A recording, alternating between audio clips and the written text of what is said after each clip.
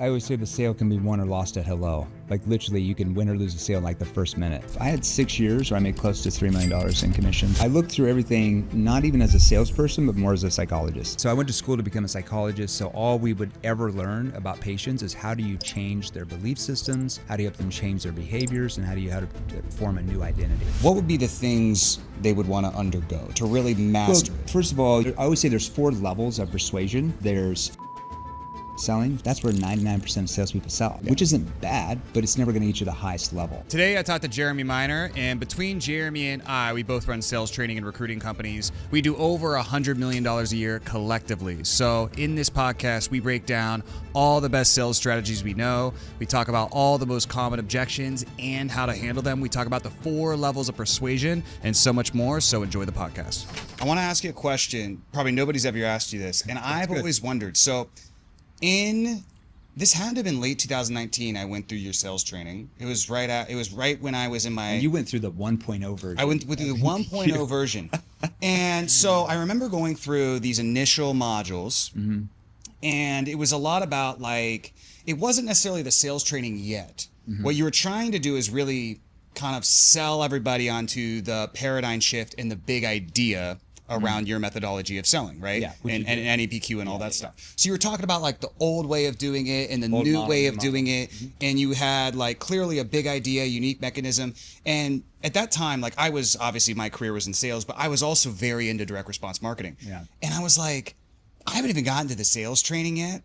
But this marketing, like I call it a copy platform, like your overarching messaging that everything else in your business, your social, your ads or whatever stems from. I was like, this copy platform is really good. Thank you. I remember going through it and thinking, I haven't even gotten to the sales training yet, but like this guy is literally like a direct response. Like he knows direct response. It's just changing belief systems, right? Yeah, So I went to school to become a psychologist. So all we would ever learn about patients is how do you change their belief systems? How do you help them change their behaviors? And how to form a new identity? Yeah. So that's literally all we were taught. So in the way I kind of looked at what you were doing is basically there's something called a central marketing thesis. Now, like Russell Brunson calls it, I think the domino belief. In sales, you can call it your sales thesis, whatever it is. Sure. But it's the one belief that if they believe to be true, that whatever else objections follows. become irrelevant and they buy. Yeah. And then within that, there's essentially like a belief ladder. So there's sub-beliefs and there's basically your claims and your proof against those claims to where if this is true and then that is true and then this is true and then also this is true, then the main conclusion is true. And so that sounds like kind of what you were doing. Like I said, I looked through everything, not even as a salesperson, but more as a psychologist. Yes. Sales second, but really psychology is sales and sales is psychology with human nature. Once you really start to learn how to sell. I mean, I always say there's 4 levels of persuasion. NLP talks a little bit about this. There's features and benefits selling. So it's like, here's how the thing does this. Here's the benefits of X, Y, Z. It's kind of like spin selling a little bit. Yeah, and that's where 99% of salespeople sell. Yeah. Features and benefits. Okay, which isn't bad, but it's never going to get you the highest level. I would also argue a lot of salespeople don't even do that. Okay, that's You're talking about like out of the salespeople who do sales training, who actually are trying 6 figures in commissions. Yeah. They're the ones selling features and benefits. Okay, valid point. Then you have the next level is behaviors. Like if I can start getting them to see what actions or behaviors people do that get XYZ result, they start to shift. The next level of that is belief systems. So like if I ever hear, so I always say, hold on, this is really good. So with level 2, can you give me an example?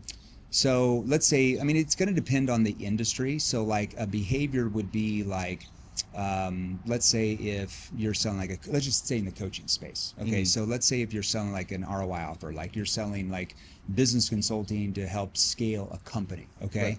I can say, after I get their financial goal of what they want to have revenue this next year and what they want their profit margins to be once their operations, let's say, is fixed. If that's what I do, I can say, so what actions does the man take that becomes the person who makes $2 million a year? So that is a behavior. So I'm starting to shift him into the behaviors of the entrepreneur who does X, Y, Z. That makes sense. Sense? I never labeled it that way, but I remember when I was selling, I would do a lot of times of making a compare and contrast between this is who you say you want to be, but your actions are over here. Yeah. And so the real question becomes is when do you think it's a good time to align your actions with those words? Yeah. Because you know? so far you're 1.0 version of yourself. So I don't even want to like, I don't, the biggest thing with getting them to, with emotionally connecting with that other human being or whoever you're talking to is where they feel like you're not judging them, because then they get defensive, but they feel like you're really concerned about the consequences if they don't change. I'm not concerned that you say you don't have the money, because that's just bullshit. That's just a limiting belief that they have. But I'm concerned about the consequences for them if they don't come with the money to change, because I know what's going to happen if they don't. And they can feel that I'm concerned about that consequence. And how do you make sure that it doesn't come off judgmental? That's a trait. It's all in your tonality. That's what I was. It's all in your I knew the answer before I asked Yeah. the question. So what does So a I'm gonna say tonality the sound 1.0 like? version. Like staying on stage 2 with like the behavior thing, kind of Yeah. like the Yeah. actions. Yeah. How would a judgmental tonality sound versus, let's say, So a so construction judgmental, I'll say the same thing, two different tones. So judgmental will be like, well, I mean, what's the version of you now, man? I mean, the version of you now is you're living with your mom in your basement and you're making 10 grand a month.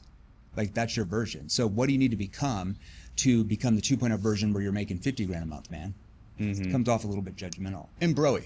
and a little bit That was pretty broy. Yeah, look, but that's, I mean, A lot of you people heard do a lot that. of sales calls? A lot of people reviews. do that. Most people I've do probably that, been though. guilty of that at times. Most people do that because Yeah. they just don't know. So I might say, so right now, you're the 1.0 version of yourself that's still in your mom's basement making 5 grand a month. So what do you need to do? What actions do you need to take right here, right now, today to become the man, the entrepreneur who now makes 50 grand a month? What actions do you need to take right now? So just softening that tone a little bit. I'm saying the same words, Yeah. but I'm softening the tone. And the way I like to think about that is, I don't know if you use this term, but it conveys moral authority, which is basically like your question is, the frame of your question is coming across as if you're looking out for their own best interest. Yeah, like you're and their so big there's brother. that alignment there to where you're kind of like, some people call it like having a sales fiduciary type of responsibility almost. Yeah, like you care about them. Like all it is like you're showing genuine empathy about their situation and the consequences if they don't change, and they feel that, and there's just more trust there, obviously. Yeah. Yeah. Okay. Moving So that's on. behaviors. Yeah. Moving on to stage 3, which was Beliefs. This is a big one. Most salespeople never get to beliefs. A lot of people do what you did, but they don't really label it behavior. They just say that because they've heard somebody do the track. But if Yeah. you understand it, the psychology behind it, that means you can come up with like a track on the dime. You don't have to think about it. You know, you don't have these one-liners you hear from an IG reel or something. So beliefs are, I'm always listening to the words they say and how they say them. That tells me everything I need to know about them. So I would say the third principle in NPQ is listen to what the prospect means, not just what they say. Those are two different things most of the time. So let's say if I ask them for some type of goal, and let's stick to the ROI, and they're like, I want to make, I mean, I at least want to do 50,000 a month. So I heard the word least.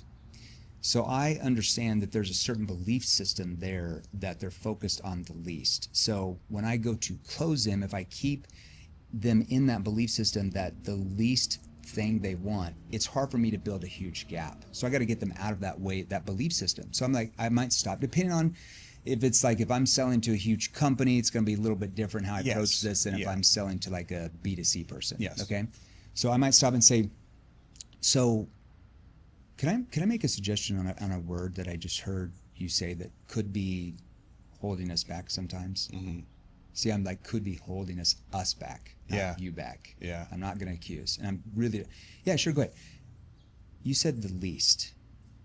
Have you ever thought that when we focus on getting the least things in life, what do you typically get? And the least. And you don't come across to me as the person who wants to get the least things in life. Would I be right?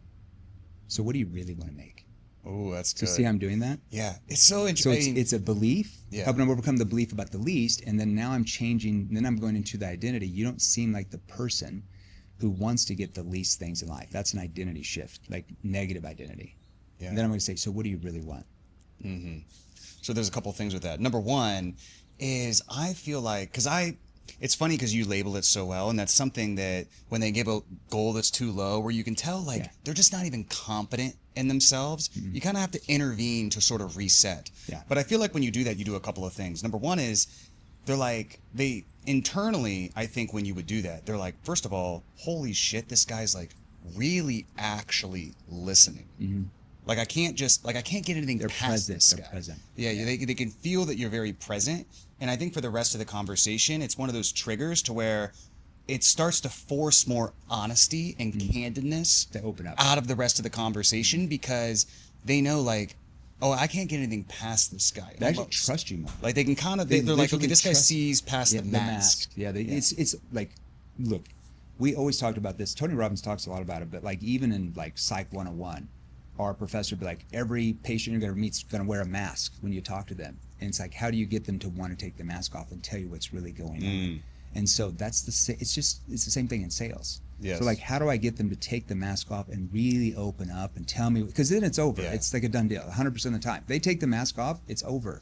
I preach that to my sales team all the time is like, we have to force them to have like an actual honest conversation. Because especially with like small business owners too, you know, like here's one of my favorites. Have you ever asked a small business owner on a sales call, you know, hey, what's your revenue what's your revenue right now? And they're like, well, you know, about $1 million a year. Then later we might be kind of diving in to diagnose some of their marketing and sales problems. And we'll say, okay, great. Well, and just based on last month, what was last month specifically? And they'll go 40K. And so it's like the salesperson that says they make $100,000 a month and they've done it one time in 6 years. Yeah. And so it's just one of those things where I'm always like, you have to force like the things behind the wall to come out. Like you have to kind of be this type of person because they once they see you're not a regular salesperson too, and they know that, okay, I can't bullshit this person. This person's They look at really you as an present. expert. Yeah, if they know they can't bullshit you, they trust you that you can get them the results. If they feel like they can just bullshit you, they don't trust you. Yeah. How are you going to get them results if they can just bullshit you? And when you can flip that dynamic too, you're so much less likely to get bullshit at the end of the call in terms of excuses or this or that, because they're like, they already have this feeling of like, I got to be honest with this person. I can't get things past this person. They're really present. It's objection They're really prevention. here. When I talk a lot about preventing objections from happening, and what you just said there is the biggest way you do it is literally getting them to take off the mask. They literally overcome any concerns they have themselves. Yeah. And what's so interesting about that is it's not objection prevention through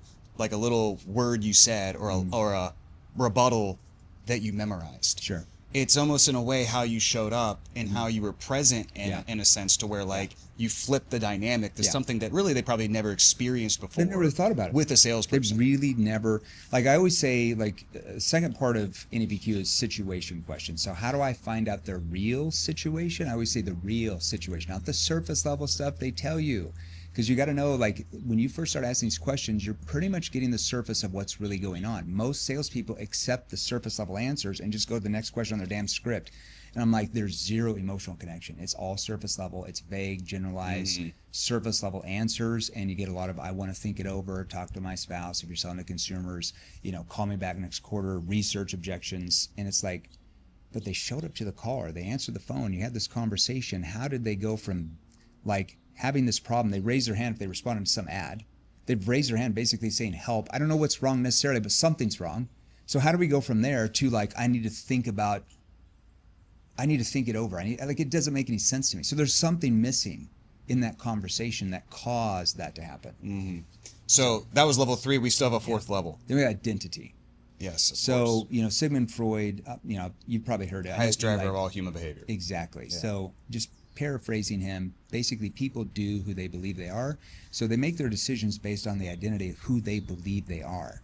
So if I have somebody on there that believes that they have like there's 2 different types, like a superior complex where, you know, maybe as a sales training company that they're superior, like, hey, I need to get to this goal, but I think I can do it myself. I'll take a few tips and do it myself. Yeah. And then I have to speak to that person differently than if I'm having somebody that has an inferior complex. They're like, the training's awesome, it works, but it wouldn't work for me because I'm never successful at anything. Right. They're not necessarily going to tell you that, okay? But I have to change, I have to get them into that identity of the person who is a forward thinker, who never gives up. So like, for example, remember, I'm listening to what they mean, not just what they say. So when we're in future pacing in what we call solution awareness, we're asking like, hey, so before we met, like, were you out there looking for X, Y, Z? Other potential solutions to. And they're like, oh, you know, like, yeah, you know, let's say you're selling to a business owner and you're a marketing agency, for example. oh yeah, we went with, XYZ marketing agency and it never really worked out. Well, hold on. How do you mean it didn't work out? So I'm going to take them back into the pain of that past history. And then after I do that, where they feel that pain, I'm then going to say, wow, I mean, it sounds like you're the type of person who never gives up. So like a lot of people, because if they say we've tried a few things in the past and it didn't work out, and you're in the same industry selling something very similar, what's the likelihood that you're going to get some type of an objection at the end, no matter what it is? Like, talk with my partner 6 times, do more research, think it over. But in reality, it was, is this going to be just the same thing? Am I just going to lose more money with this marketing agency? Right. I have to understand that belief system is probably still in the back of their mind. So how do I change that belief system and build them into a new identity? So all I'm doing is flipping that frame, where instead of looking at it as like a negative, like, oh, they've tried all these things in the past, maybe they're not going to think mine's going to work. I'm just going to flip it and say, sounds like you're the type of person who never gives up. I say the same thing. And then I say, so if I can ask, because I'm really just curious, like, you've tried this and you tried that and you tried this, and like, you're not a quitter. So like, I guess, why is this so important to you? Like, what has you keep it on? What happens? What happens? I might have gotten that from you, by the way. That's I'm not really sure. No, but it's really good. But it's kind of like a different version of it. Because you're basically taking their previous behavior and you're kind of like essentially communicating that, hey, that's kind of abnormal. That's like a really good thing. Exactly. So like, that's a little abnormal, and then you're asking them to justify that behavior to you in a frame that essentially makes them convey, why do they need to do this now, though? Exactly. Without being like the crazy, or not crazy, but super lame salesperson on a script. So John, $10K a month sounds good. Why is that important now? Yeah, and and then John's like, gonna be like, well, obviously I want to make more money. yeah, I want to make more money. Like, what the They don't know how to camouflage it. Yeah, so it's like, you got to have the context. That's what sales. It's so funny. Like, I'm sure you get this too. If somebody will follow you for years on Instagram or YouTube, and like, I'll get off stage, like, man, I've learned so much from like your YouTube videos and stuff, and I'm just looking at them like, gosh, like, they just don't understand the context. Because it's like, just because you do a 15-minute train on YouTube, like, if you don't understand the context of why you're saying this here, or what happens if the question doesn't land, like, yes, how do I need to loop back around and re-ask it a different way? If I don't understand all the ins and outs, it's not really going to help you a ton. Will you sell more? Probably. Are you going to like 2, 3, 5x your sales? No, because it's like what neurosurgeon masters brain surgery from watching YouTube videos? Does anybody master anything by watching IG Reels? Unlikely. There's like little tips, they're like little golden nuggets. Hey, if the way you sell your product or service is through phone sales, you need to stop using booking systems like OneSub, Calendly, iClose, and other booking systems that aren't designed specifically for a phone sales approach or a phone sales team. So we at Saleskick just launched a new calendar and booking system that'll decrease your cost per book call because it's conversion rate optimized specifically for call funnels, whereas most other calendar systems are meant for corporate all-purpose booking, and it'll increase your show rate. So we've had clients see 30 to 100% increases in their show rate because our calendar system is specifically designed for call funnels and other funnels that are high volume sales call booking funnels. And the software does so much more. It's really the only product designed specifically for sales teams with inbound booking systems. So if you're interested, go to saleskick.com, check it out. Now back to the video. So, but back to the identity. So really what I just did there, and that's just the start of the identity frame, is really I'm helping them change the belief of what them going through those negative experiences actually means now. Mm-hmm. Tony Robbins says it's best. He says human beings are story-making machines, right? We all make up these stories in our lives, and then we attach a meaning to said story. Right. Does that make sense? So your prospects do the same thing. Mm-hmm. So they have a story that marketing agencies, let's say if I'm selling to marketing agencies, are bad because they've had 3 that didn't work out. So anytime they start talking to a marketing agency, that means something. So I'm changing the meaning of that to now, wow, this bad experience you've had, this has led you here, and it sounds like you're the type of entrepreneur who never gives up. So now I'm starting to shift their belief of what that meaning means. Right. And then I'm going to go into identity frame. It sounds like you're the type of person that never gives up. And your spouse, let's say they're a really small business owner. It's just them. And your spouse, let's say I'm talking to a guy, she's lucky to have a provider like you that is that forward thinking and that never gives up and knows they have to make the hard decisions for themselves. Because I talk to a lot of business owners, and you'd be surprised how many of them let some negative, like crappy marketing agency just completely prevent them from ever getting like the right leads where they can ever scale their business. You know what I mean? So that's the start of that.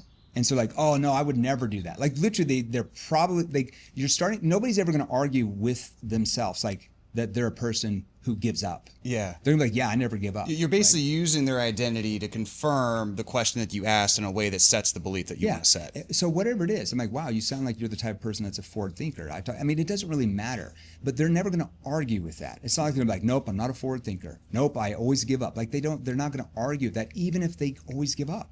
They're not going to argue with that because that's what they want to be. Nobody wants to be the person who gives up. You just never think that you give up. You never think that your life, wherever you're at or what's going on, is your fault. Yeah. Most people just never take responsibility. Yeah. Right? I mean, you know this. Well, and it's also like, you've heard that book that's like the most persuasive 9 words, or it's by Blake Warren. I've heard that. The one sentence persuasion lesson or something like that. Okay. But one of the ones is like you want to confirm their suspicions. Yeah. Which part of confirming their suspicions is giving them like, oh yeah, like exactly that's what it was, or like it basically alleviating that it's their fault. Yeah, it's so to not speak. your fault. Yeah. Exactly. That's what Brunson talks about in his copy.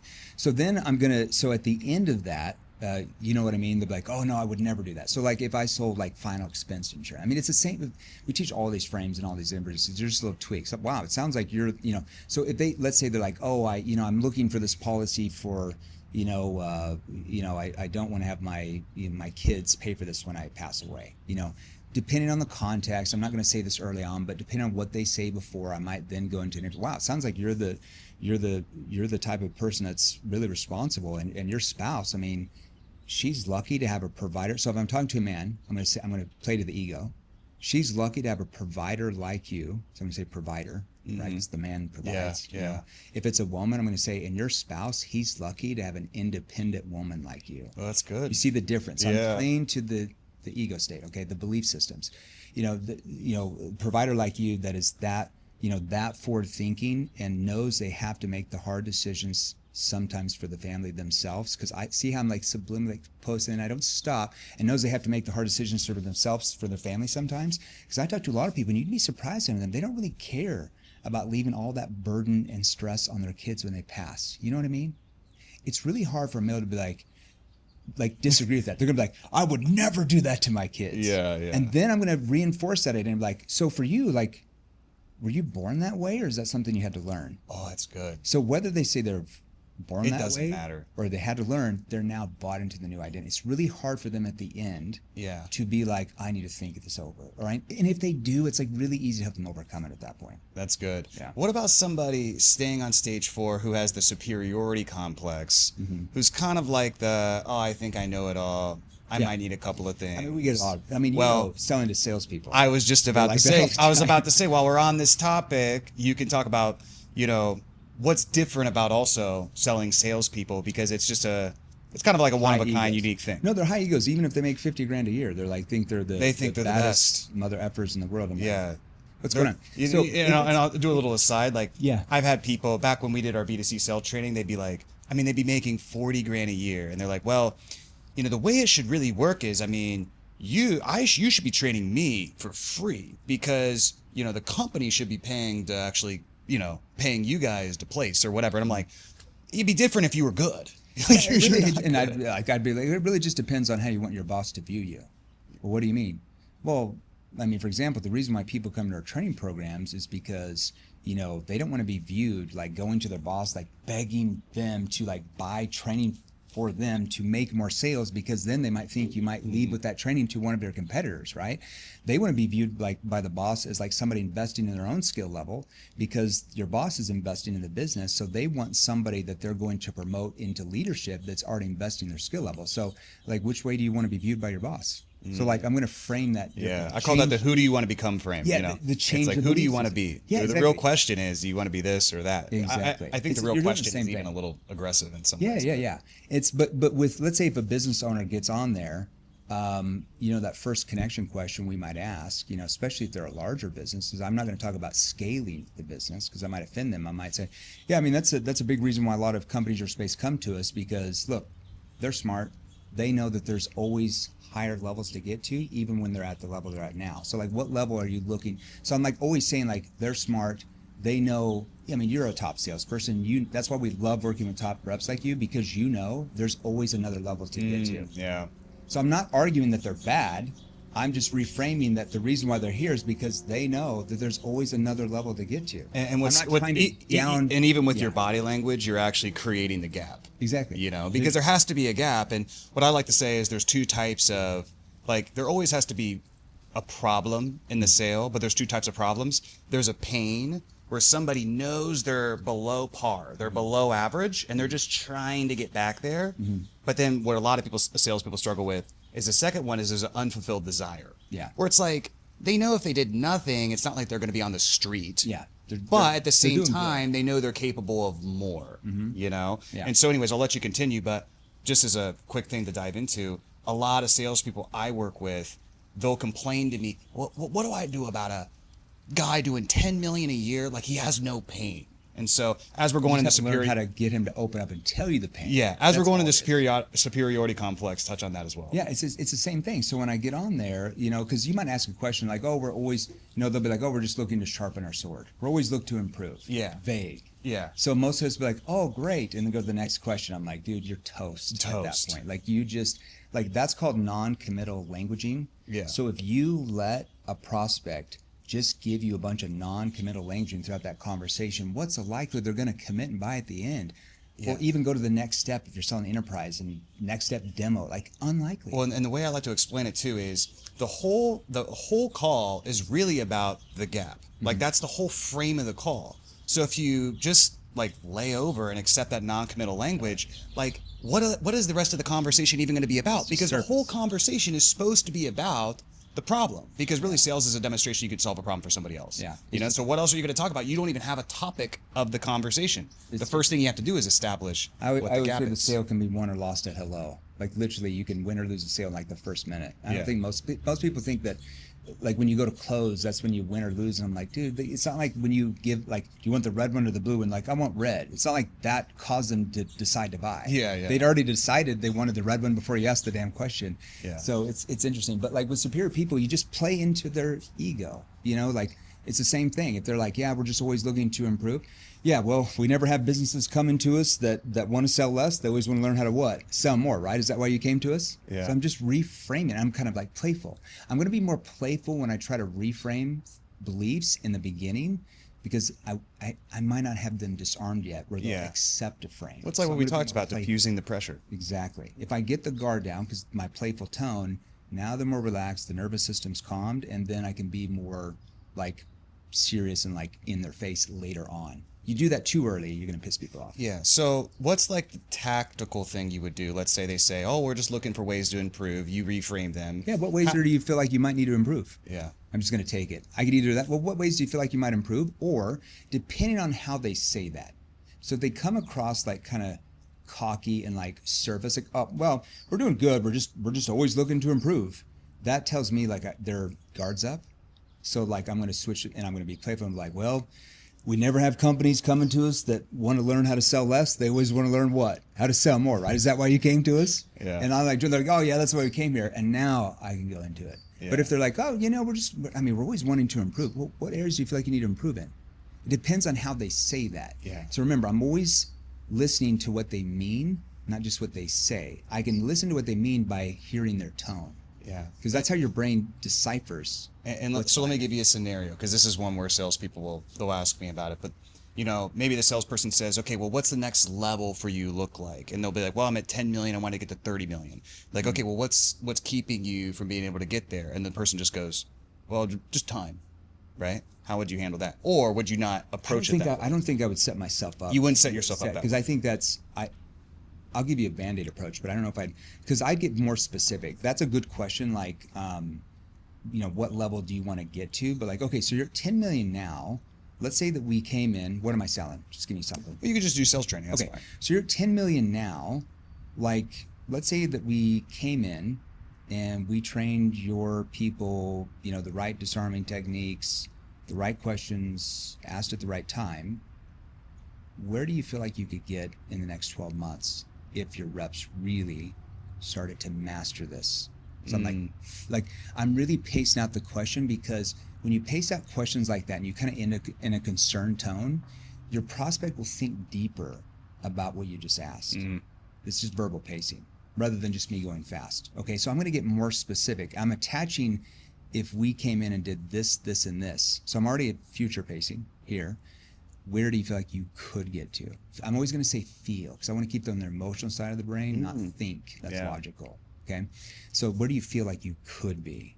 Right, and I'm just going to like lower that tone, and it causes them to think a little bit deeper. Now, it doesn't necessarily mean they're just going to be like, oh, 30 million, like open wide up. They might just give you a stupid answer like, oh, I don't know, I think we could get to 15.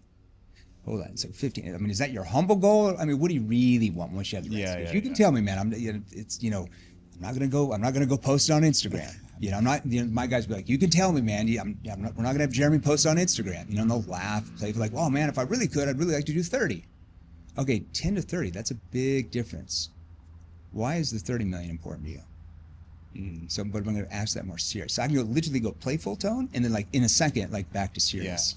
Yeah. I like to say, if they like, especially if they say it quickly, like 30, I'll be like, okay, well, it seems like you've thought of that or considered that number before. So I'm curious, like, why that number?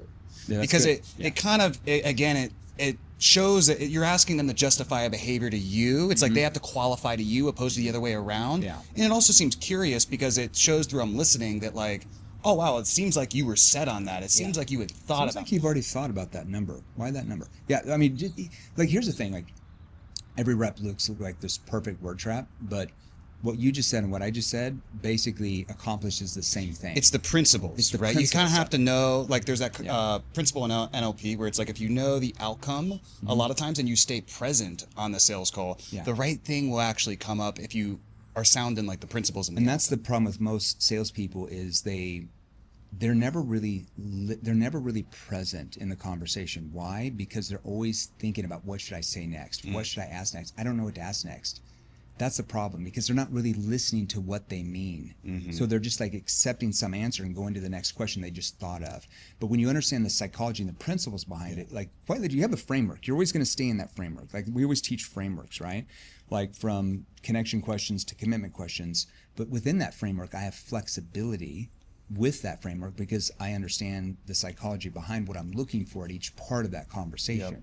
So I might say some, I can take whatever they just said to the last question and instantly tweak the next question like in like a nanosecond. Yeah. Not even think about it.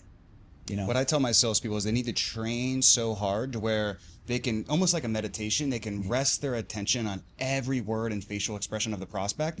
And their training needs to be good enough before the call to where as woo-woo as this sounds, the right thing will just come out. Like that's probably how you are if you take a sales call. I mean, you've done a tremendous amount of training. It's like you're not even thinking. It's like you're in flow state, which is literally like almost flow state is like the combination of meditation and performance almost. Like you're not in your head, you're in your body and actually things are coming through you. Well, like, I know it sounds it's but true. it's true. It's true. Like, one of our reps like brought me in to like say hi to this 50 grand package this business owner was buying from us. It was like 50 grand up front, then like another 150 over the year or something like that. And I thought I was just coming in to say hi. So I come in, I say a few words, ask him a question. I can tell he's not 100% bought it. I just like hear it in his tone, right? He's this big hedge fund manager in New York City.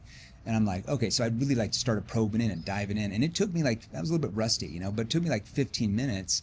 And I'm finding out like 15 minutes later, the reason why he wants to train for his team is because right now he's like closing all these big deals and he's like in his mid 50s and he wants to get a valuation on his company in the next 5 years and retire. But he's like, dude, key man risk. I got him out of it. He's like, dude, when I get this valuation, instead of getting like, 800 million, I'm probably only going to get half of that because the business is tied around me closing these big deals. And so I'm like, so who do you need to become?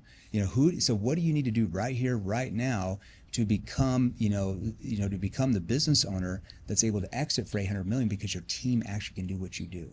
And so that was his biggest why, but the rep had never found any of that out. It was all surface.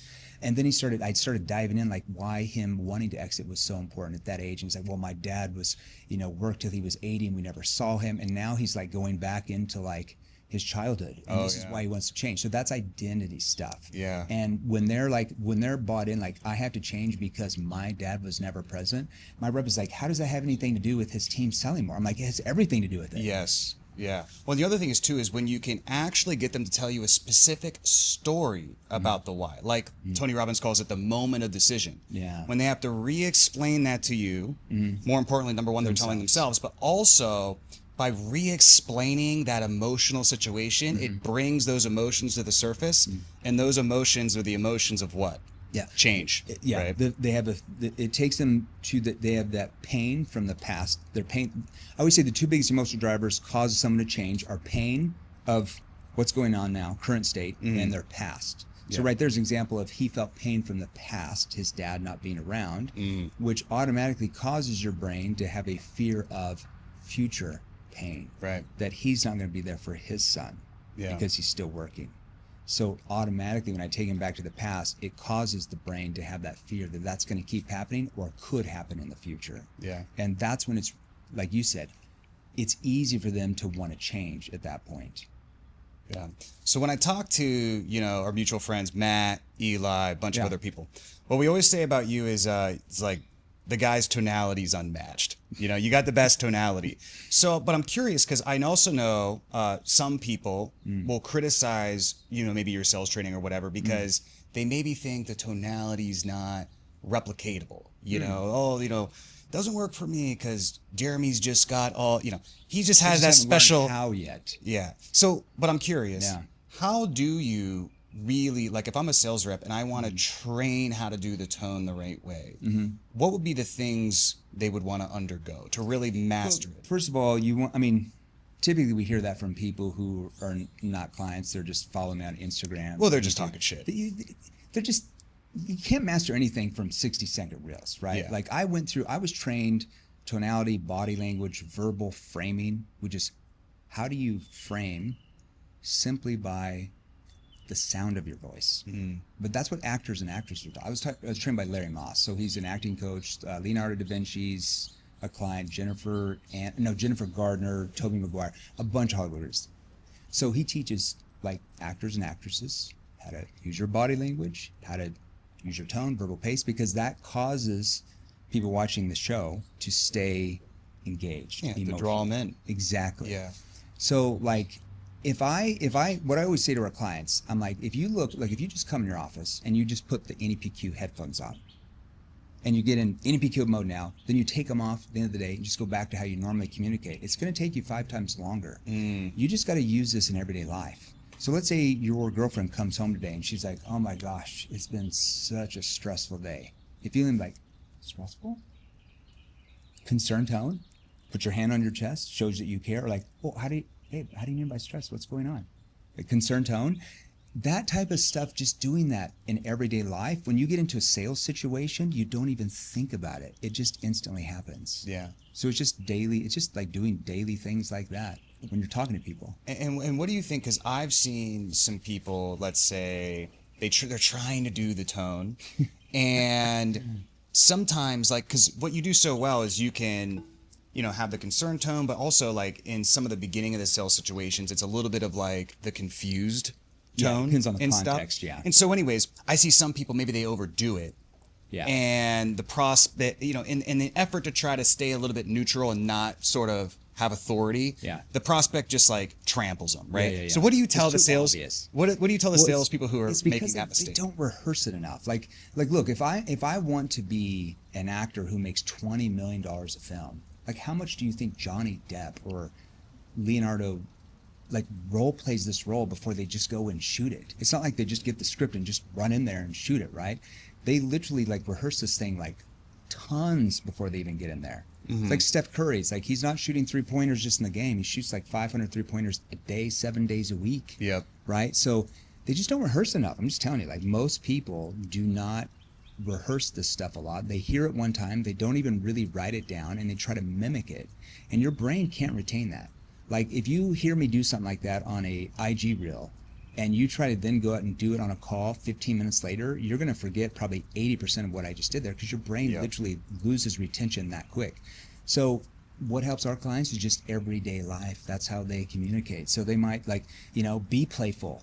Like they sit down and somebody asks them like, how are you doing today? Oh, just hanging out, being crazy over here. What about you? Doing anything crazy? Like just stupid stuff like that. Yeah. So like when I get in a sales situation, I don't have to say the same thing every time, but because I understand the principle, I literally can shift and do something else. You know, like we had one of our salespeople. He now started his own sales training company, but this is a long time ago. Instead of saying, oh, if the prospect asks, how you doing today? Like, oh, just hanging out being the boring guy. He would say like, oh, just hanging out being Asian, because he was Asian. Oh, I know who you're talking about. And He's a people would good just guy. laugh. But see, he understood the principle. We weren't saying to say that, but because he understood the principle of that, he could shift it to him and his personality. Yeah. What about, because I've always trained virtual, I've always done virtual, I guess I'm a little new school, Yeah. but you guys train a lot of in-person. Yeah. What about in-person on the phone, sales, too. physical body language? Like what are some of the top 2 or 3 keys there? I think a lot of salespeople have been trained this thought that you got to mirror the prospect, and I'm totally on board for that. But eventually, you got to get the prospect to mirror you. If you want to take more, like get them to qualify to you, you don't want to do everything they do. So I can shift in and start doing some things they're doing, but eventually I'm going to start getting them to shift more my way. So it's just more qualification. So like I said, I'm listening to what they mean, not just what they say. So if I can see them, even if I can see them virtually, I can read I read their tone, right? How their tone sounds is going to tell me a lot, but I can also read their body language. If they're like, I think it could work. When you ask it like a closing question, Yeah. hold on. You think it could work, or this is going to work? So it would depend on what the call. I just like, say, you think you hold could? on, I would think just laugh. You like want to what's get really there, going on? or like, what do you really I gotta think? get there right now, because those are 2 different types of people, right? Yeah. Depending on what I'm selling. Yeah. So I'm going to say that. So with body language, you just have more advantage. That's what I always say. If somebody gets on virtually and they have their camera off, I want to try to get their camera on. I can't sound creepy though, Yeah. right? Like, oh, I want to really see who we're working with. Like, that's fucking creepy, man. Yeah. But like, how do I get their camera on so I can see their body language? Because that just helps me decipher what they're really thinking. If I have their tone and their body language, I have an advantage for sure. Yeah. How do you get their camera on?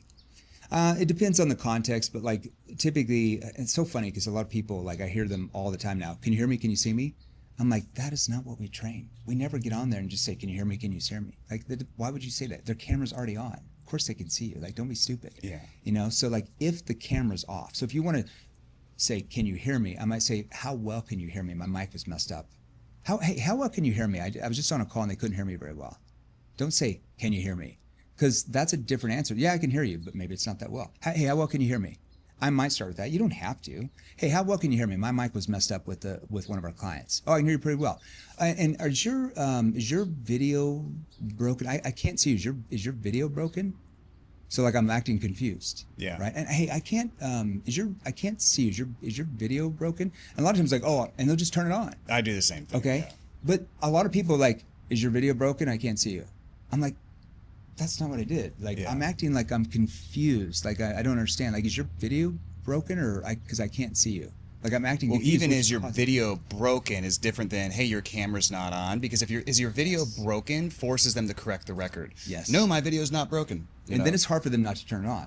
They feel awkward socially. Yeah. And then it's like, well, I always keep my camera off in these calls. Dude, well, what's going on, man? It's 12:45 over there. Are you still in your pajamas, or what's going on? I say Playful. underwear. Yeah. I say, oh man, if I knew that was the case, I would have wore my underwear on here. Like, I put my pants on today just for you. That's like, a you're good one. killing me right now. Yeah, as long as you're playful, like they'll just laugh and turn it on, man. Yeah. It doesn't matter. It's because it's almost socially embarrassing at that point for them to still keep it off. It's really hard. Yeah. Let's rapid fire some objections. You Yeah. down? Okay, cool. So these are the most common ones people want to know the answers to. So the classic, I want to think about it. Sounds good. Can I just think about this, get back to you in 3 or 4 days? It depends on what you sell. So give me an industry. Let's do, I first sold lead generation training to real estate agents. Okay. Fun market. Good way to train So if you're a beginner. It depends on the context. Yeah. If I had them open or not open. Let's just say I had them open. I'm going to say that to me again. Well, define open and not open, because some people might not understand what you So mean. openness, like I've got them to remove the mask. They've opened Okay. up emotionally. Yeah. Right. And I've, like they understand the consequences of not changing. I'm going to say it a little bit differently than if they've been like really, really closed off. Let's assume open for this one. Okay, let's do it. So say that to me again. I mean, it sounds good. Like, this sounds great. I just want to take a couple nights, think on it, and then maybe I can, Hold on, get your John, number. You need to take a couple of nights to think about getting 3 times as more listings so you can stop losing $50,000 a month. Well, I mean, it's obviously I want those results Well, why do you want those results? because my business hasn't been doing as good as it. And It should why has your business not been good as it could be? Because I don't have the right lead generation system Yeah. in place. So how's that going to change if you keep pushing this off? Well, I agree. I just want to Well, take hold some on. time to make sure this can Why work. do you agree, though? Well, I know I have to do something. It's Why just, do you know you have to do something? Because a lot of people would say, I know I have to do something, but then they never do anything about it. Have you seen agents like that? yeah. And where do they typically go? Well, they don't do well. Okay, and you don't sound like the type of person who doesn't want to stay not doing well.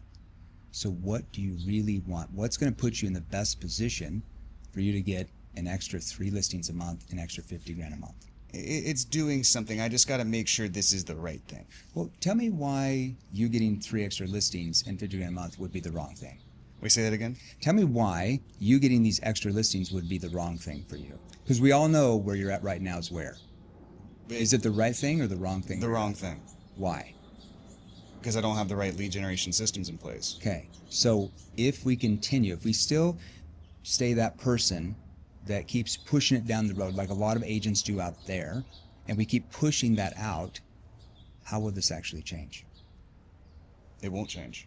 Okay, and here's the thing, like, I'm sure it's not your real intention to keep this $15,000 in your bank account for the rest of your life and just hope and pray it stays there with inflation, right? I'm sure your real intention is to never have to worry about money again in your life, right? Yep. So what's going to put you in the best position where you become the person who actually gets an extra 50 grand a month in your bank account? Is probably doing Well, it. and I'm going to go through that. Now, I might have to reframe you 17 more times Yeah. before I get there. So let me ask a few questions for the audience. Number one, some salespeople think that you maybe should never cut somebody off, but you cut me off several times. So Interjecting. I'm okay. interjecting. Well, hold on, John. What caused you to say that? See, the reason why I can do that and get away with it is because I've already built a gap in that conversation, like where they felt massive pain and have a fear of future pain. And I can get away with that because they trust me. because of the trust. Because they trust me. Now, if I'm not very good at sales and like I've triggered the hell out of them the whole time and they've been closed off, is that going to work? No. But I'm not going to put myself in that position. Yeah. I always like to say, let me pause you for a moment. Yeah. You know, that's a good, it's like very disarming in a way. Hold on to another good one. Another one you could do is like, yeah, sure. I mean, you can think about it for, you know, a day, a week, a month, a year, 10 years, even 50 years. But where's that going to get you at the end of the day? That's good. So I could do that too. I could just be playful. And then, like, but where's that going to get you at the end of the day? Hey, if you're enjoying this video and you want to work more personally with either me or my team, we can help you in 2 different ways. Number 1, we can help you install a marketing system so you can generate more leads and ultimately scale the revenue of your business. Or B, we can help you with your sales team by placing setters or closers in your business. And if they don't perform, you don't pay. We can also help you scale your sales team, systematize your management, all of that stuff as well. So if you're interested in either of those, there's a link in the description or in the first comment. You can check it out. Now back to the video. Also, the other thing I want to point out is you ended every single thing you said basically with a question, right? Why is that important? Because so depending on what the question is, it gets into buy-in. Like you would say, well, they would do this. I'm like, why would they do that though? So that's behaviors, right? So a lot of salespeople will stop. They'll ask the question that I just asked, and they'll say, well, that agent they would do it, and then they'll just try to close. But well, hold on, why would that agent do it? And so now I have to get more buy-in, more commitment. Okay, Yeah. now depending on what they say, that the agent would do it because of that, and that. Right, and you don't, and like, notice how you said something like, you don't sound like the type of person who, because I got you to say like, oh, those agents out there never go anywhere. And then I came back and said, well, you don't sound like the type of person who never wants to go anywhere. Would I be right? So what's going to put you in the best position? Now I'm going in for the close again. If that doesn't work, then I'm going to come back and loop around with another frame. Here's the thing, because the thinking over objection, that obviously we all know that's not a real objection. They're not going to go think about anything. Yes. Nobody does that. They have some type of concern Yes. that what you're saying is not going to get them where they want to. So if I can find out what the real concern is, and then I help them overcome that concern, it's pretty easy. How do I do that? I got to get their guard down first. Yeah. So if I have an open person, I've already got their guard down, so I can get away with what I just did. If they're closed off, I have to do that a little bit more skillfully. I can't necessarily call them out yet. I might say, sure, that's not a problem. Yeah, you can call me back in a week, a month, a year, 10 years, 20 years, Yeah. I don't know, whatever you want to do. Just so I know, because maybe you can get back to me in a couple weeks, what was it that you were wanting to go over in your mind, just so I know what questions you'll have when we talk again? Yeah. A lot of times they'll say, well, and they'll tell me the concern. They're like, well, it's just a big decision. I need to see if we have the budget. Yeah. So now I don't have to stay and think it over. It's just a money objection. And now I'm going to go there. Right. So you know what's interesting? I suppose, see, intuitively, I know what you're saying, because if I have somebody who I've really connected with, the first approach you did was a little bit more, I wouldn't call it steamrolling, but it's kind of more steamroll-ish, and you right? can do it. So intuitively, sometimes I'll break my own rules and I'll do that. My standard, though, is to do actually what you just did, which is, hey, no problem. And then what I do is I assume, no problem, I can disarm them. You get the guard. And then what I do is I say, and let's just take the decision off the table for a second. Think about what we talked about. We talked about step 1, step 2, step 3. So ultimately you could get resolved. And so I have no problem with you wanting to think about it, but what do you think is keeping you from being less than 100% certain that that is actually going to work? Yeah, because now you're going to get the real concern. Because that reveals what the real concern is. And the reason I ask it like that That's good. is I think about it, and then I basically convert it to, I almost mishear it as you don't think it's going to work. And so I spit that back out of them. And guess what? A lot of times what they either get the real objection or, oh, no, I do think it's going to work. Hold on. Why do you feel like it's going to work? Oh, yeah. No, when they come back and say that. Yes. I do think it's going to work. I'm going to say, well, why do you feel like it's going to work? I'm instantly going to take them back in the feeling side. Why do you feel like it's going to work? So I'm going to get them well, I feel like it's going to work because of this, this, and this. And depending on what happened in that conversation, then it depends on what frame I'm going to use next. But that you did well. First of all, you have to disarm them to get their guard down. So if they've been kind of surface level with you, that's the approach I'm going to take. If I've got them really open, I can be really direct with those frames, and they'll just go with it. Yeah. Because they already trust me. And once again, it also depends on what you sell. For sales training, we just look them in the face. We're like, how many of your prospects give you that same objection? Mm-hmm. They're like, and I'm like, well, what do you say to them? Well, I say, blah, blah, blah. Well, how many of those actually buy from you? Okay, so what do you feel like I should say to you?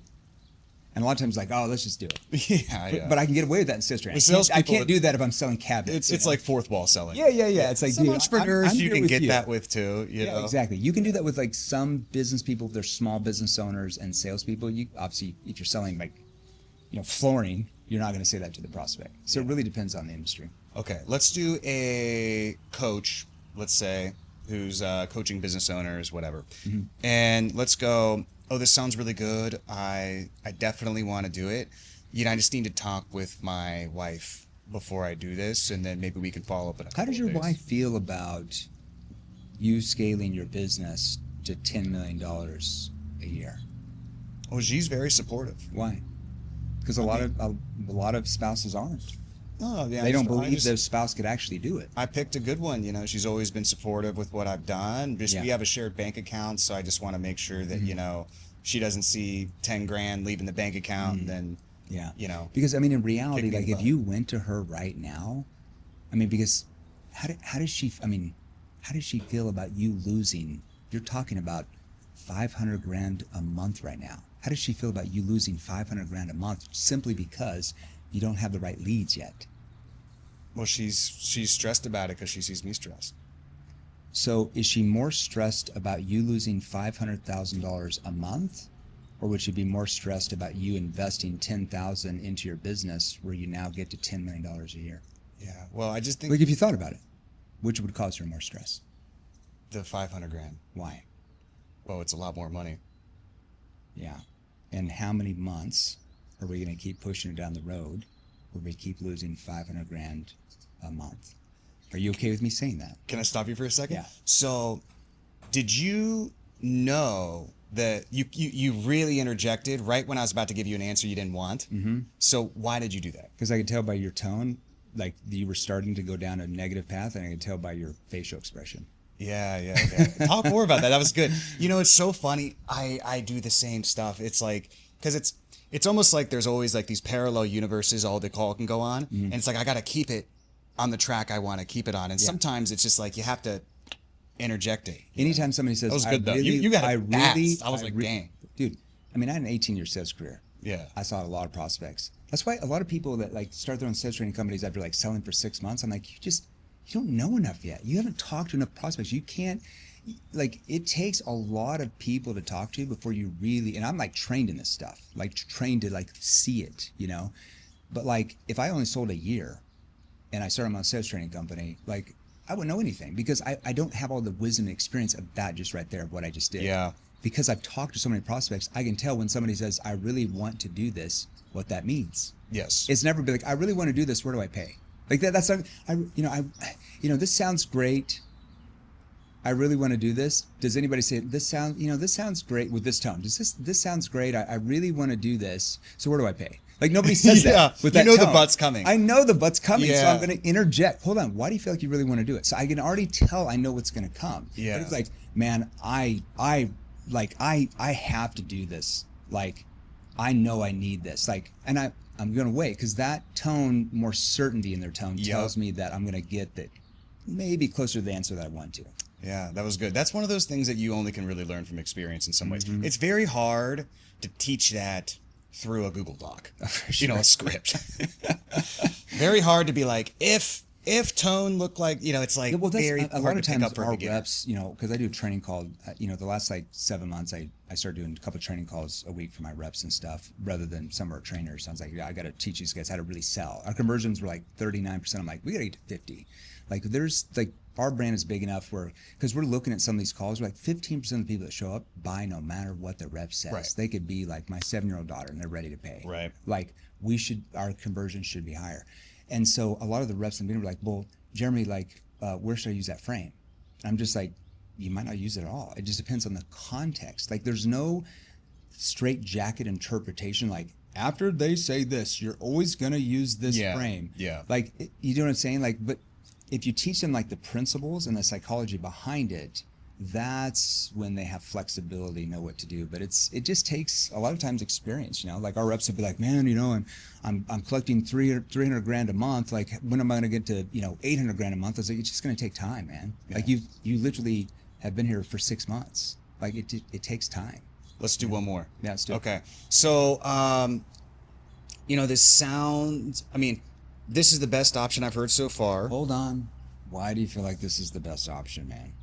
Is that what you say to everybody? Well, yeah, sometimes. That could be trouble. But seriously, no. Why do you feel like this might be the best option?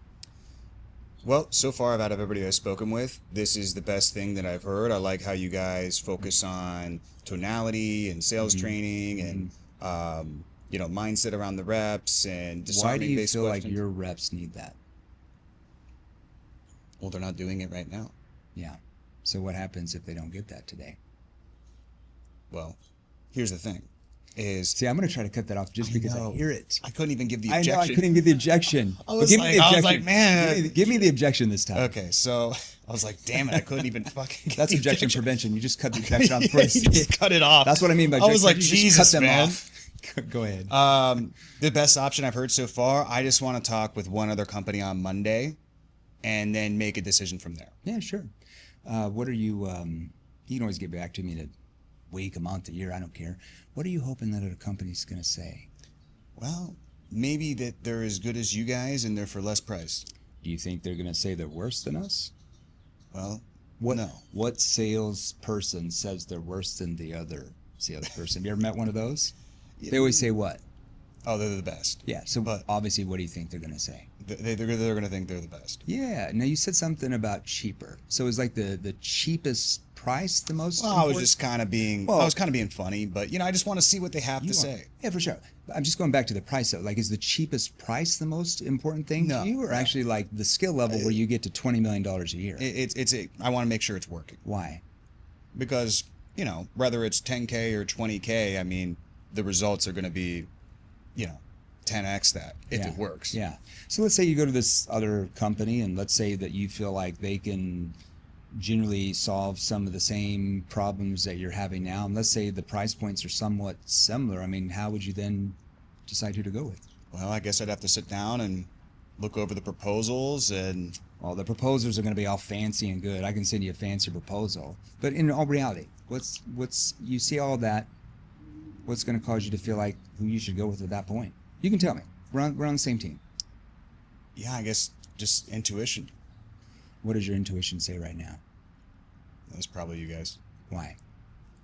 Yeah, I mean, as you know, I kind of wanted to just make sure I made a good decision. Look, we all know people out there that just, and I'm not saying you're this type of person. The person says one day I'm going to do it, or I'm going to do a lot more research, or, your business. How many of your prospects say that to your sales guys? Like, I'm going to do more research. I'm going to talk to a bunch more companies. And, where do they typically go? They just don't do anything. Yeah. And you don't sound like the type of person who doesn't want to do anything. No. So what do you really want? I want to do it. So I might go there. Break down that track for me real fast. There was a lot of nuances there. Where do you want me to start? It was like a slippery slope. So I don't know. I guess at the beginning. Oh, God. So the first one, when I cut you off, I can already tell by your facial expression and your tone that an objection's coming. So the first thing I'm going to, well, hold on. Why though? Why do you feel like it's the best option though? So I'm going to because I want them to tell me why it's the best option, and more importantly, tell themselves. And again, it redirects that path. Like they're going down a path, you can kind of see it, and it just... I'm redirecting that path. Now, that doesn't mean, like 99% of the time, they're still going to come back to the objection. But what I'm doing there is I'm trying to take them from, it's usually the price or the cost, right? I want to take them from that price or cost-based thinking to focusing back on the results. So that's why I go there first. They're Makes like, well, sense. the reason why is we have to have the tonality. We want to get to 10 million. So now I'm starting to reframe their mind back into the end result. Okay. And now they're going to come back usually and still say the objection. But now I'm starting to reframe them into that result, which gives me more leverage. Remember, I'm not doing this to them. I'm doing this for them so they overcome their bullshit stories and they can have what they want, And so the second time when you said that, what did I say? You said you wanted to go look at some different companies. I just agreed. I'm like, yeah, that's not a problem. You can come back in a week, a month, doesn't really matter. What are you hoping that company's going to say to you? So by you answering that, it's not all the time, but most of the time your answer is going to kind of tell me what's holding you back with me. Maybe they might say, well, I just want to see what options they have, what their price points are. So I'm like, okay, cost is an issue right in their mind. That tells me that. Okay. And whatever they say there, now they might come back and say, well, I just always look at different options. Oh yeah, for sure. What are you hoping those options show you? So I'm just like, they just didn't give me an answer. I'm like, oh yeah, sure. Like what are you hoping those options are going to show you? I'm just literally like loop back around and re-ask the same question a different way. Yeah. Until I get you to open up. Yep. And so you told me, you said, I just want to, what did you say? I want to compare things. I just want to, dot my I's and cross my T's or whatever. Cross my T's, see what they're, if they're cheaper. You said that, I heard that word. So I remember like, so I immediately went to like, I'm going to try to get the cost thing. So is the cheapest. So I always like really, even if they say, I want to look at a lower price or I just want to compare prices, I'm automatically going to say, so is the cheapest. Cheap sounds bad. And most people don't like the cheap. It's correct the record thing again. So I'm going to reframe them again. Like, so is the cheapest price the most important thing to you, or actually like scaling your company to $10 million a year?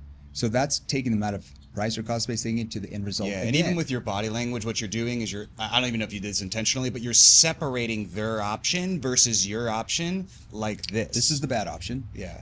This is what you want. Yeah, So it's I'm almost like reframing the them whole, again. when you're selling from stage, like they point to the doors, kind of reminds me of that. It's the same thing. So even if I'm on the phone, I'm still doing that because that affects my tone. If I just sit there like this, it's not going to come out the same. So is the cheapest price the most important thing to you, or getting XYZ result? So it's like, well, of course we want the result, but why though? Most salespeople, like they'll copy my comparative frame, but they don't know how to go 3 steps further because they're not in our training. Hold on, why though? Notice how my tone goes down. Hold on. Why though? Boom. And they'll tell me why. Or they might waffle again, and I'm just going to loop back around. And then what did I do to tie it off there? I don't remember. I don't remember either. But It just came out. But what the one thing I think that a lot of people can take away from this is that clearly a lot of times is just a buyer defense mechanism, and they don't even know why they're saying it. So when you start pushing on it with questions with the right tonality that don't put their guard up even more, it just kind of falls apart. It just kind of falls apart. They're just kind of like, yeah, I don't even know what the fuck I'm doing. We should just do it. It's like, they're just like, oh, I guess like I don't even know why I said that. It almost breaks them out of like, they're kind of in like almost like a hypnosis in a way. It's and exactly why I taught our breaks them out of salespeople to do that first. If we're training a sales, if we're talking to a salesperson or even a company, literally I train them the first thing to do is like, how many of your prospects give you that same objection? They'll be like, oh, a lot of it. Yeah. And what do you say to them? Yeah. And a lot of times they're like, oh, let's just do it. Because they're like, this is stupid. Why am I making this objection? Literally, like you just said.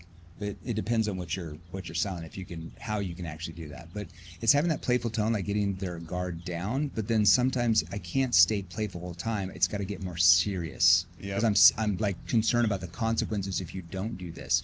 So the reason why that people don't understand why they are pushing off is because the brain was only built for us to survive. It was never built to thrive, to keep us safe. Mm-hmm. So anytime there's something new or there's something unknown to the brain, we look for external validation to want to push it down the road. That's why we say we want to talk with our spouse. So if it doesn't work out, the spouse won't blame us. That's why we say we need to talk with our financial advisor, because if it doesn't work out, it wasn't our fault. So it's external validation. So our mind feels like it's safer to keep pushing it down the road, which we all know pushing anything down the road is very unsafe. Yeah, and it's also actually mentally exhausting because most people live their lives with hundreds of open loops. So I always thought, I try to train my brain to just close the loops as soon as possible because it's actually mental baggage. It's so true. That weighs on you. Yeah, it's stressful. For sure.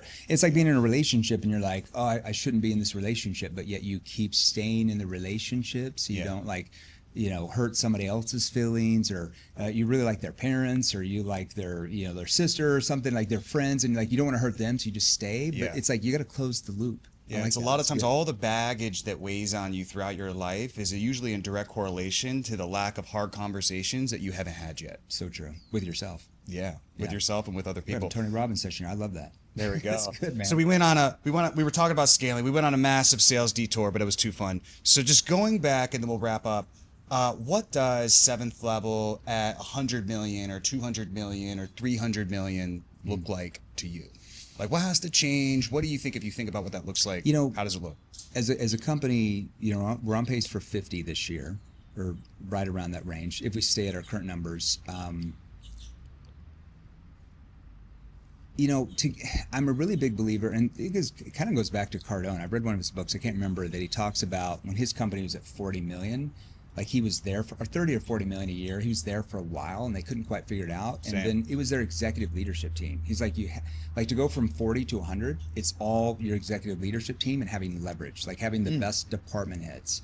And most people, like when you start up a company, you kind of start throwing bodies into positions. Like, oh, this guy's average at sales, but he seems like he's really good with numbers. Let's make him head of operations. Never done it in his life. So as you start bringing in more cash, if you have those same people running those things and they didn't grow into that, like they didn't gain knowledge to really scale that, which most of them don't. Some of them do, will grow the company. It's like you have to replace them with somebody who's already done that thing, who's already took a company from 40 to 200 million as head of operations or whatever it is. So, that's one thing we've been working on the last 6 months, is taking different, people in those leadership positions that maybe not their best position they could be in, and either moving them to a different position where they're better suited for, and then bringing in the right type of person who's actually done that thing that we want to do in that department. So that has helped us this year for sure, and we'll continue to refine that and do that. We've got our AI that's rolling out right now. That's going to be big for our enterprise level type of clients. Yeah, it's going to be fun. I think it's good. And then we're rolling out our placement stuff right now. It's a little bit of extra revenue coming in from that, so that's good. Right. So, and I agree. I mean, I always think talent is we're the training best, companies first. Is the best asset. Not really placement companies, just kind of on this side. Like, right. We don't charge for the placement for the rep. They're paying for the training. But it's something that employers have asked us to do, which I just didn't feel like we had the foundation to be able to fulfill it, if that makes sense.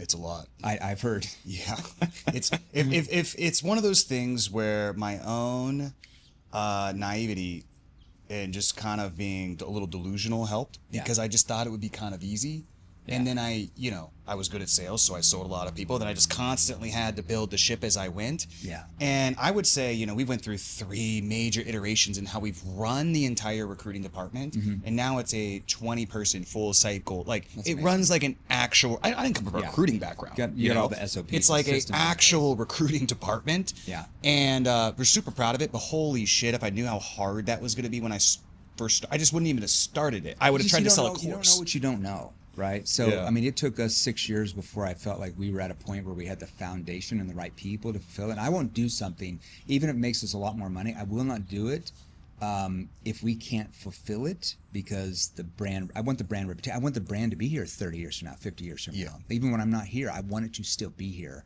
I've just seen too many companies just go crazy selling, but they don't fulfill it all. And then, I mean, they're a dime a dozen in this space. So. Of course. And so again, if you think of, let's say, crossing 9 figures, even beyond 9 figures, is that still mainly going to be working with the individual salespeople? How much of that do you think is maybe landing more enterprise type of clients or mid-market type of clients? Yeah, more enterprise. Because of the unit economics. Landed like a $900,000 placement deal with an employer. Yeah. You're not going to have an individual pay $900,000 for that, right.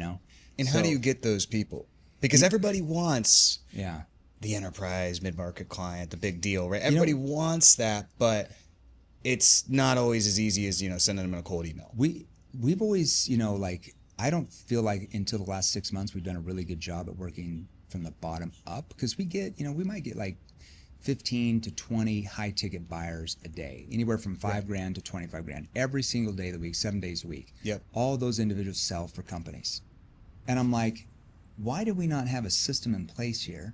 Because we have 42,000 testimonials. We have a lot of testimonials. So why not, when these people get in the training, why don't they get a call by one of our B2B reps that only sells to companies and be like, hey, welcome to the training, blah, blah, blah, blah, blah. Who do you work for? Yeah. Does your sales manager want the team to sell more? And work out a referral bonus. So we started doing that recently, and that's worked out really, really well. I don't know why for 5 years we never did that. Well, yeah. Why? That's it is one of those things business where I can leads tell you every it's day. pretty off. It is you have it right It's there, so because obvious. really, if you look at the way I would think about scaling your business, is that yes, it probably is going to be through landing those enterprise deals. How do you land them? Well, you just happen to have a front end marketing mechanism that literally creates champions. Yeah. They're already seeing the corporate results. champions that this salesperson was literally nowhere to be found, and now he's our number 2 guy out of 2,000 people. How the hell did that happen? Yeah. So it's you already have a person that's already showing the proof of that. A lot of companies do see our ads, though. You'd be surprised. Well, and this is the thing I've learned. This is part of the reason I'm going to also, because I tried to make ads specifically, let's say, for enterprises, because I want to sell bulk recruiting deals, etc. But what's tough is to make ads work, you have to be able to monetize the small business, because that's 80-90% of the traffic. For sure. But what's interesting is, so I tried to go right for enterprise, it couldn't work. But then I thought about the ads I already run, which is, they mainly are small businesses, 80-90%. But if you look at every single, almost, big 40 to, in our industry, in the coaching training industry, let's say, 50 to 100 mil is pretty much as big as people get. There's a couple people. And there's not that many. Numbers. There's of course Tony Robbins. They real do more numbers. Yeah. But that's what's on that's the kind of the top end. numbers. But the thing is even through running the ads, whether that's a branding thing or a word of mouth thing, I've worked with probably 95% of almost all the companies who are on the top echelon. Yeah. And so part of it when we go to home service is I'm still going to focus on monetizing and helping the small businesses. But I know by the nature of just being in that market that it's almost like a beer bit. Your name you will gets get people. out. I have booked, weirdly, we booked, I think, not Spirit. I just think Spirit because that's the airline that just closed down. Who is the Sprint? Is that a cell phone company? Yeah, Sprint. Yeah. Yeah, we booked Sprint through a LinkedIn ad. So you can do it, but you have to have be able to monetize. those bottom people as SoFi well. Lending, that owns the Rams Stadium, LA Rams Stadium. They're a new client of ours a couple months ago, and their senior vice president just followed me on Instagram. Mm-hmm. That's how that lead came in. Yeah. And a lot of my best stuff too has been from social media. Yeah. It is interesting just because you tend to think social media is something that's it's for 25 to 34-year-olds or whatever, but people are on social media. Some man. people watch. You got executives that are on Instagram just like you are.